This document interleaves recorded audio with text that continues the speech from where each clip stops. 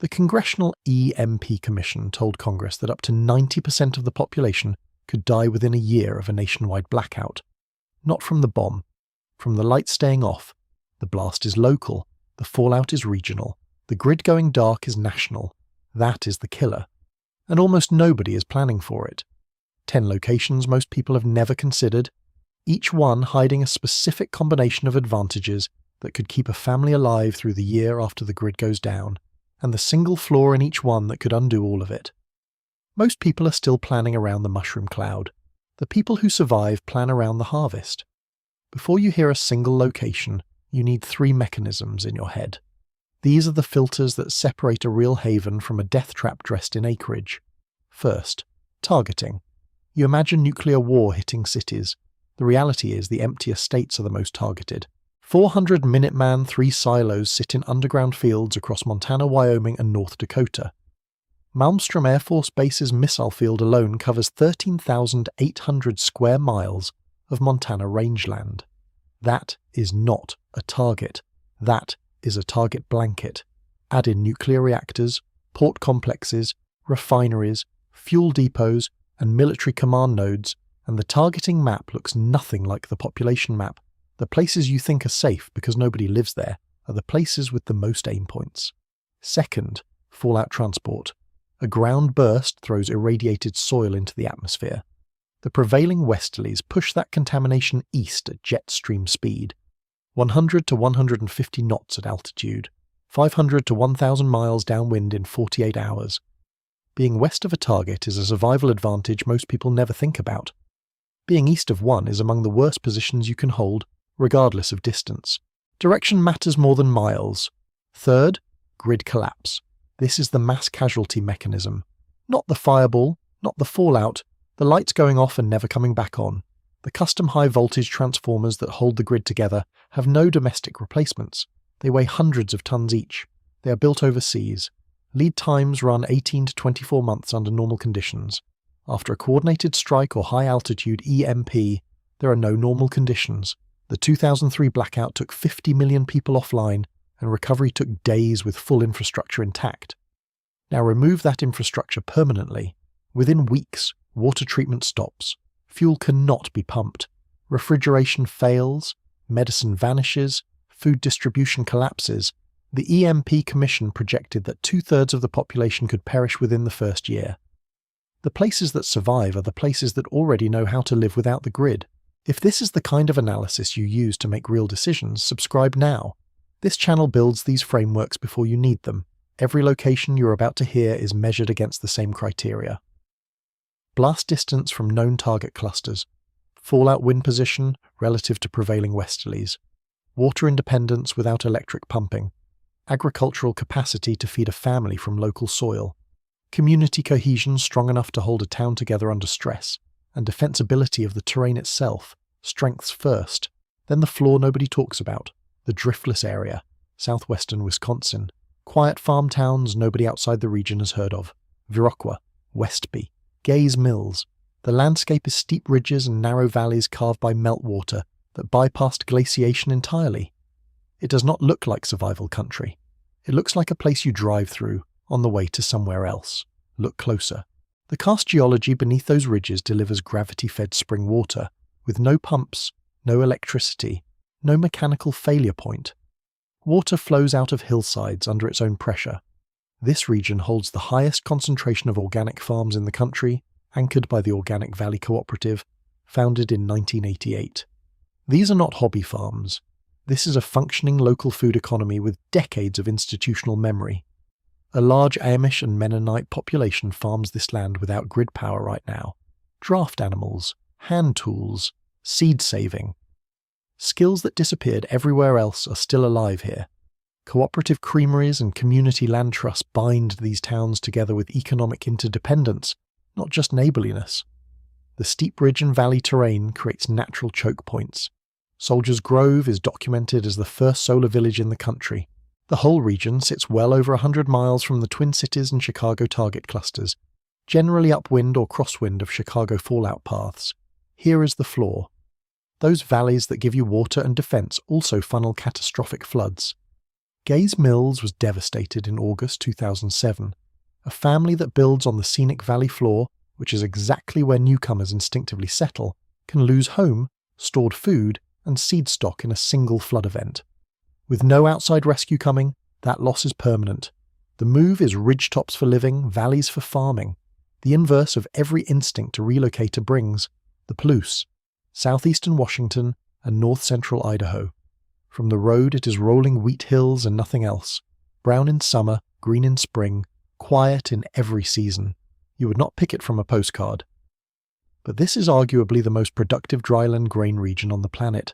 Winter wheat yields run 80 to 90 bushels per acre across the region, topping 100 at peak. The soil is deep loess, wind-blown sediment dozens of feet thick, among the most fertile ground that exists. The Palouse is also the largest lentil-growing region in the country. Add barley, peas and chickpeas, and you're looking at a near-complete calorie and protein base from a single landscape. Two land-grant universities sit 8 miles apart at Pullman and Moscow, concentrating agronomic knowledge, seed stock, and agricultural research capacity in one small corridor. The region is 300 miles inland, shielded from Pacific threats by the Cascade Range. The flaw is a single military installation. Fairchild Air Force Base sits 12 miles west of Spokane on the region's upwind edge. Prevailing westerlies push a groundburst plume directly across the wheat country within hours. The richest food soil in the nation could be coated in fallout from one target. The harvest a family is counting on may be unharvestable in the critical first days. You do not lose the Palouse to blast, you lose it to wind direction and a single base you forgot to check on a map. The Ozark Highlands, southern Missouri and northern Arkansas. 50,000 square miles of forested highland, the largest rugged landscape between the Appalachians and the Rockies. The prepper community has treated this as the default answer for decades. Forum consensus says Ozarks. Every relocation thread says Ozarks. The assumption is so widespread it has become a given. The strengths are real. A living tradition of subsistence farming stretching back to 19th century settlement. Steep, forested, defensible terrain with dead-end hollows that channel movement and limit access. Visible surface water everywhere you look. The White River, the Black River, the Osage, the Gasconade, Bull Shoals and Norfolk reservoirs. A growing season around 213 frost-free days, and distance from any silo field. Here is what the forums miss. Despite all that visible water, most Ozark communities draw their drinking supply from underground through electric pumps. Only a handful of towns across all of southwest Missouri use surface water systems. The soil is thin, rocky clay that historically defeated row cropping. Modern Ozark farming is overwhelmingly cattle pasture, not calorie crops. Cut the grid, and a region that looks water-rich on every map has no way to lift water out of the ground. The rivers you can see are often in deep, steep-sided gorges that make hauling water by hand a brutal daily task. The gap between visible water and accessible, gravity-fed water is the entire lesson of this entry. The Cumberland Plateau, eastern Tennessee and Kentucky, rural, economically modest, easy to dismiss as poor backcountry with nothing to offer. The Plateau offers real advantages. Elevation and dense forest canopy provide natural fallout shielding. The Plateau edge forms a geographic wall with limited access routes, strong natural defensibility without any construction. 50 to 55 inches of annual rainfall feeds common springs. 180 to 200 frost-free days support a meaningful growing season. Deep Appalachian traditions of subsistence farming, foraging and hunting persist in the older population. Skills that sound historical are still living knowledge here. The region is inland and distant from silo fields. The flaw is directional. The plateau sits east and southeast of major midwestern and mid-south target zones, squarely in the prevailing westerly fallout path. The Tennessee Valley hosts significant nuclear infrastructure, including Oak Ridge. Multiple TVA power reactors operate in the region. Loss of power events at unattended reactors compound the contamination load beyond what weapons alone produce. A family choosing the plateau for its terrain and rainfall may be settling into a fallout corridor fed by targets hundreds of miles to the west. Distance from a target means nothing when the wind carries the target's consequences to you. The Finger Lakes, central New York, wine country, farm country, tourism country, not survival country in anyone's imagination.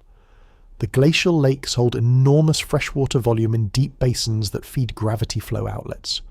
No pumping required. The surrounding landscape supports productive mixed agriculture: dairy, grain, fruit, vegetables, intact small farm infrastructure with strong local food networks and active farmers markets that represent real distribution channels, not just weekend shopping. A substantial Amish and Mennonite presence provides grid-independent farming skill already embedded in the community. Rolling drumlin terrain offers moderate defensibility, and the lakes themselves channel movement in predictable ways. The flaw is overlap.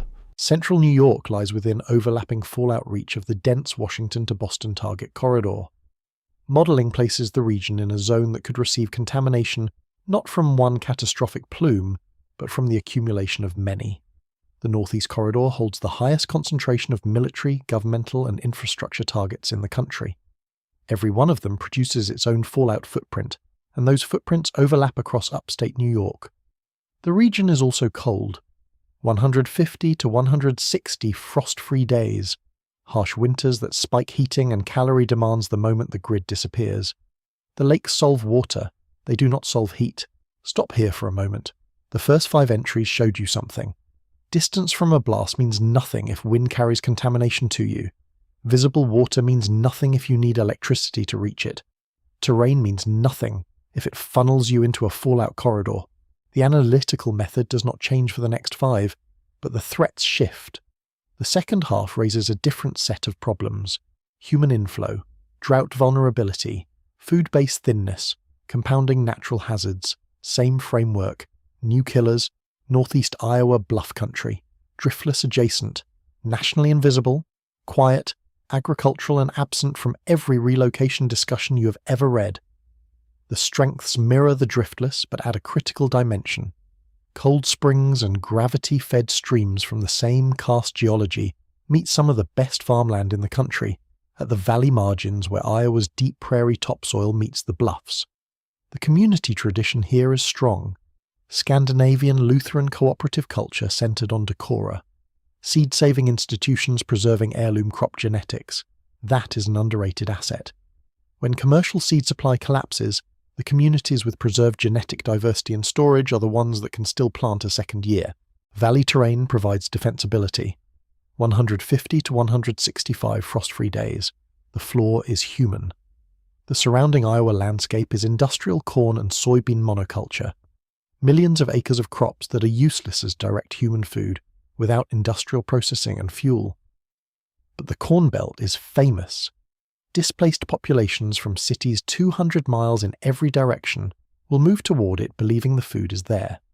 A small bluff community of a few thousand people can be overwhelmed not by an enemy, but by fellow citizens arriving desperate and in numbers that dwarf the local population.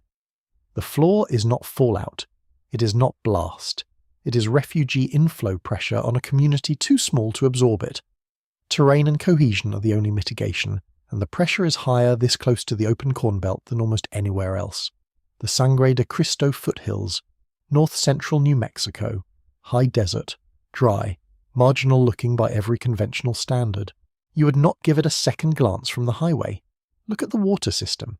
The Acequia network is centuries old. Gravity-fed communal irrigation moving snowmelt from mountain watersheds to fields with no electric pumping whatsoever. These are not historical artifacts. They are functioning infrastructure governed by a deeply rooted tradition of communal water allocation, with elected ditch bosses and legal water-sharing agreements that predate statehood. Grid-independent water delivery and a pre-existing social institution for sharing it fairly. Almost no other region in the country offers both. High elevation provides excellent solar exposure. New Mexico leads in off-grid solar penetration, meaning real existing alternative power infrastructure. The mountain valley terrain is highly defensible with limited approach routes. The region sits far from any silo field at the western edge of the country, with an excellent fallout position relative to nearly all national targets. The flaw sits 25 to 40 miles away, Los Alamos, one of the most significant nuclear weapons research and storage sites in the country, located in the same highlands, a near-certain first-strike target. Nearby valleys face blast risk and immediate fallout exposure despite the region's otherwise exceptional position. High elevation also shortens the growing season to 120 to 150 frost-free days and places a hard cap on total agricultural output. Water is snowmelt dependent and drought sensitive. The most resilient water system in the country sits in the shadow of a primary weapons complex target. That is the kind of contradiction that kills families who only checked half the variables. The Okanogan Highlands, north-central Washington, remote forested mountains near the Canadian border, among the least populated parts of the state. The remoteness is genuine, very low population density, limited mountain valley access points, strong natural defensibility without any improvement. The region sits far from any silo field at the northwestern edge of the country, with an advantageous fallout position relative to nearly every national target. Mountain snowmelt feeds the Okanogan and Methe river systems. Much of it is gravity accessible without pumping. A notable back-to-the-land and off-grid culture has established real solar and microhydro installations across the Highlands. Abundant wood fuel addresses the cold winter heating problem directly. The flaw is calories. Cold and mountainous with 120 to 140, frost-free days, and limited arable valley bottom. The land cannot feed a large population from local crops. It leans on cattle and hunting, both of which deplete under population pressure. The same remoteness that protects the region eliminates nearby industrial capacity, medical infrastructure, and any productive farm belt close enough to trade with. A family safe from every attack scenario can be slowly starved by a food base too thin to sustain it through multiple winters. Remoteness solves defense and fallout. It does not solve calories, and calories are what kill you in year 2. The Bluegrass-to-Pennyroyal transition. South-central Kentucky. Ordinary mid-south farm country. Nothing visually dramatic. Nothing that would make a relocation list based on appearance. Limestone geology delivers 2 assets simultaneously. Fertile, well-buffered soils support diverse food crops and livestock. Abundant springs, plus the most extensive cave system in the world, offer natural underground shelter with constant cool temperatures and real fallout shielding potential. 180 to 195 frost-free days. Around 50 inches of annual rainfall. A substantial Amish and Mennonite farming presence provides grid-free agricultural capacity, already operating in the community. You do not have to build the skill base. It is already there. The flaw comes from the same geology. Karst landscapes are defined by sinkholes, underground rivers, and direct connections between surface water and the aquifer. Surface contamination, including fallout washed into sinkholes by rain, moves directly and rapidly into the groundwater that feeds every spring in the region. There is no filtration layer, no slow percolation. The water can be poisoned without any visible change at the spring mouth. The region also sits south of and within fallout reach of the Louisville and Cincinnati Metro Corridor and Fort Knox. A family relying on spring water beneath an unprotected karst landscape may be drinking contaminated water within days of a strike and never know it until the symptoms appear. The geology that shelters you is the same geology that poisons your water supply. That is not a flaw you can see. It is a flaw you have to understand. The Willamette Valley margins, Western Oregon. The valley floor is well known to farmers and land scouts. The foothill margins are not. The productivity is exceptional. Deep alluvial soils, 40 to 60 inches of annual rainfall, 165 to 210 frost-free days supporting extraordinary crop diversity. This is not monoculture grain country. It grows vegetables, fruit, nuts, grains, and livestock forage on the same landscape. Water is abundant from rivers, streams, and direct rainfall, and much of it is gravity accessible in the foothills without any pumping infrastructure. High renewable energy penetration and a strong small farm and homesteading culture mean real off-grid capability already in place. The Cascade Range and Coast Range shield the valley from multiple directions. The foothill margins offer defensibility that the open valley floor lacks. The western edge of the country provides a favourable fallout position relative to nearly all national targets. The floor is compounding. The northern valley is anchored by the Portland metro area and sits within reach of Pacific Northwest naval and port targets. The densely populated Interstate 5 corridor becomes a mass movement and disorder hazard the moment systems collapse. 500,000 people do not shelter in place, they move, and they move south, down the valley toward the food. Layer on top of that the Cascadia subduction zone earthquake, which is not a question of if but when, and active cascade volcanic hazards. A family choosing the valley for its soil may be settling at the southern end of a target and refugee corridor, while sitting on a major seismic fault. Distance within the valley is decisive. Under 50 miles from target zones at the north end, over 150 at the south. Where you are in the Willamette is more important than whether you're in the Willamette. The bomb is not the killer. The grid going dark is. Every location on this list was measured against the same question. Can it feed, water, and defend a family for the year after the systems stop? None of them scored perfectly. Everyone carried a flaw capable of ending the family it was supposed to protect. That is the point. There is no perfect haven. There is only the place whose flaw you understand well enough to plan around. The recurring finding across every disaster on record is the same. The organised small town outlasts the hidden individual. The community with work to do outlasts the bunker with supplies. The people who survive the year are disproportionately the ones embedded in a functioning group with daily tasks and defined roles. Not the best supplied, not the best armed. The best connected to other people who need them and whom they need back. Which of these 10 would you actually relocate to, and what is the first thing you would do to close its fatal flaw? Drop it below. You have the information. The decision is yours.